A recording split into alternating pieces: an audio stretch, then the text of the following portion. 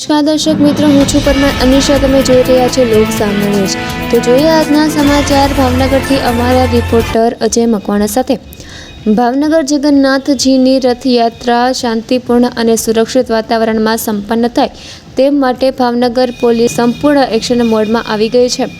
અસામાજિક તત્વો પર કડક નજર રાખવા, કાયદો અને વ્યવસ્થા જાળવવા તેમજ યાત્રા રૂટ પર ચુસ્ત બંદોબસ્ત ગોઠવવામાં આવ્યો છે. પોલીસ દ્વારા સતત ચેકિંગ, ફૂટ પેટ્રોલિંગ અને ડિજિટલ મોનિટરિંગ સહિતની વ્યવસ્થા કરવામાં આવી છે. જોઈએ આ અહેવાલમાં. ભાવનગરમાં ભગવાન જગન્નાથજીની રથયાત્રાને ધ્યાનમાં રાખીને પોલીસ તંત્રએ સુરક્ષાના વ્યાપક બંદોબસ્તની તૈયારીઓ પૂર્ણ કરી છે. ગંગાજળિયા સહિતના સંવેદનશીલ વિસ્તારમાં રાઉન્ડ ધ ક્લોક કોમ્બિંગ અને વાહન ચેકિંગ શરૂ કરવામાં આવ્યું છે.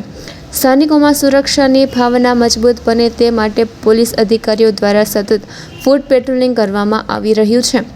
રથયાત્રા દરમિયાન કાયદો અને વ્યવસ્થા જળવાઈ રહે તે માટે કુલ 205 પોલીસ કર્મચારીઓ અને અધિકારીઓને તૈનાત કરવામાં આવ્યા છે. યાત્રા રૂટ પર આવેલા તમામ સંવેદનશીલ પોઈન્ટ્સ પર ખાસ પોલીસ બંદોબસ્ત ગોઠવવામાં આવ્યો છે.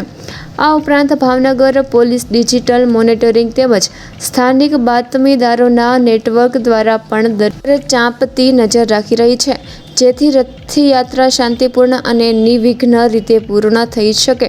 તો ફરી મળીશું એક નવા સમાચાર સાથે. ત્યાં સુધી જોતા રહો લોક સામનો ન્યૂઝ.